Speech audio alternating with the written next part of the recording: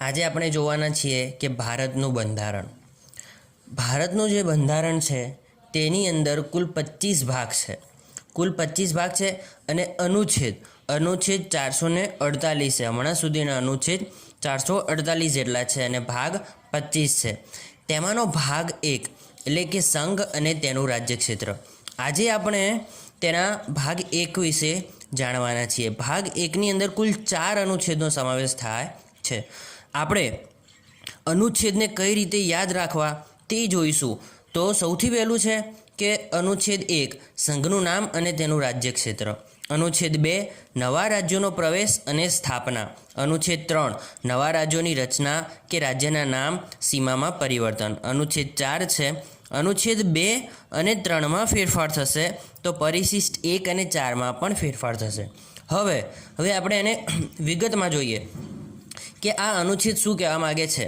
તો આ જે અનુચ્છેદ 1નું નામ છે, આ જે ભાગ 1 છે એનું નામ જ એવું છે કે સંઘનું નામ અને તેનું રાજ્યક્ષેત્ર. તો જ્યારે અનુચ્છેદ 1 શું કહે છે કે સંઘનું નામ અને તેનું રાજ્ય ક્ષેત્ર, મતલબ શું કે જે સંઘ, ભારત જે સંઘ છે તેનું રાજ્યક્ષેત્ર, તેનો વિસ્તાર કેટલો છે, તેની અંદર કોનો સમાવેશ થાય. ભારત અર્થાત ઇન્ડિયા એ રાજ્યોનો બનેલો સંઘ છે. તેનું રાજ્યક્ષેત્ર શું છે તો તેની અંદર રાજ્યો કે ભારતના જે રાજ્યો છે એમનો સમાવેશ થશે, તથા દિલ્હી જે રાજધાની છે તેના સહિત કેન્દ્ર શાસિત પ્રદેશોનો પણ તેની અંદર સમાવેશ થશે. અને હવે પછી જે વિસ્તારો પ્રાપ્ત કરશે તે બધાનો બનેલો ભારત સંઘ ગણાશે. આ થયું તેનું રાજ્ય ક્ષેત્ર, તેનો વિસ્તાર. ત્યારબાદ અનુચ્છેદ 2 એ એવું કહે છે કે નવા રાજ્યોનો પ્રવેશ અને સ્થાપના. ભારત સંઘનો ભાગ ન હોય તેવા રાજ્યને પણ ભારત સંઘમાં પ્રવેશ આપવાની સત્તા સંસદને અપાઈ છે. હવે પહેલાં એક વખત આપણે અનુચ્છેદ 3 જોઈ લઈએ. નવા રાજ્યોની રચના કે રાજ્યના નામ સીમામાં પરિવર્તન.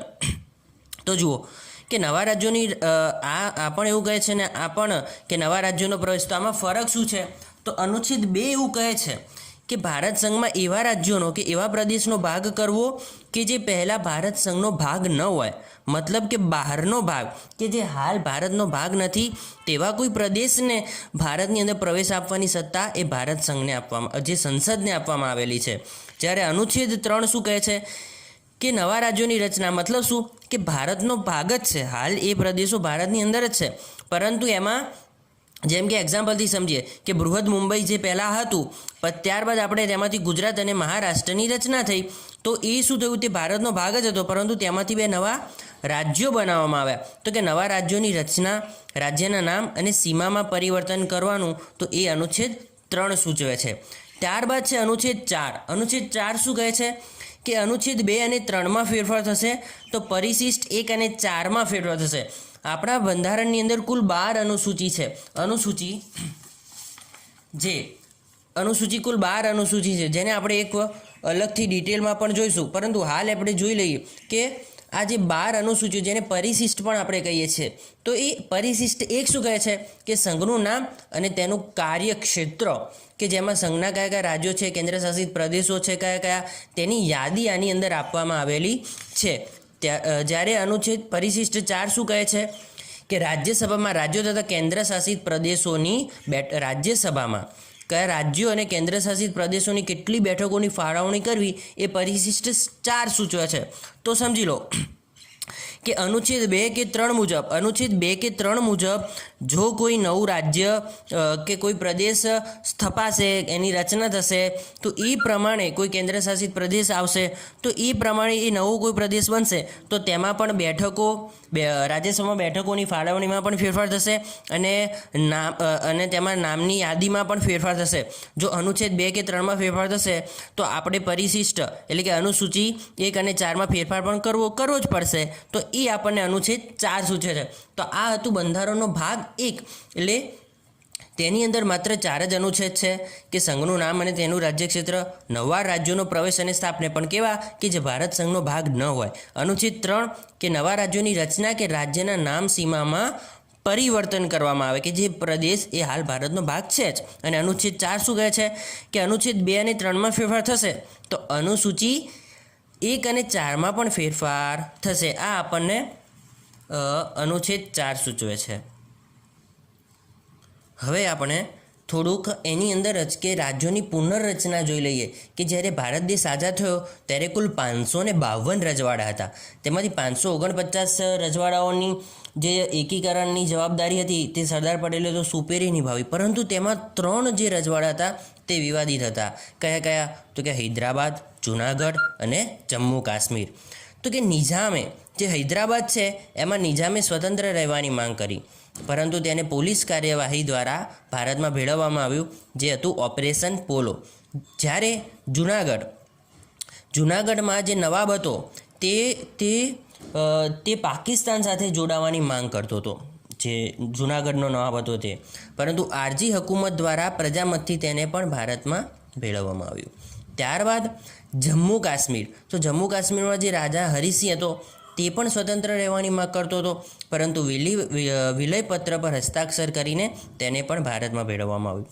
તો હવે સૌ પ્રથમ કે જે આપણે આ પ્રમાણે કુલ રજવાડાઓને બધાને ભેગા તો કરી દીધા, પરંતુ તેને કઈ રીતે રાજ્યોમાં વિભાજન કરવું, કઈ રીતે એમનું એકીકરણ કરવું તે માટે પ્રશ્ન હતો. તો તેના માટે ડૉક્ટર રાજેન્દ્ર પ્રસાદે અલ્હાબાદના હાઈકોર્ટના પૂર્વ ન્યાયાધીશ હતા જે એસ.કે. ધર, તેમની અધ્યક્ષતા હેઠળ એમણે એક પંચની નિમણૂક કરી, જે હતું ધર પંચ, અને જેના જે 4 સભ્યોનું આયોગ હતું.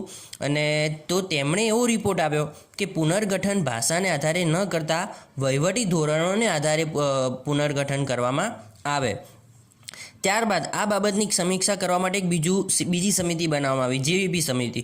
તો જેમાં જે એટલે કે જવાહરલાલ નહેરુ, વી એટલે કે વલ્લભભાઈ પટેલ, અને પી એટલે પટ્ટાભી સીતારામૈયા, આ 3 જણાની એક બીજી સમિતિ બની. તો તેમણે પણ ધરપંચની એમણે જે ભલામણો કરી હતી તેનું સમર્થન કર્યું કે રાજ્યોનું જે પુનર્ગઠન છે તે ભાષાને આધારે નહીં, પરંતુ વહીવટી ધોરણોને આધારે કરવામાં.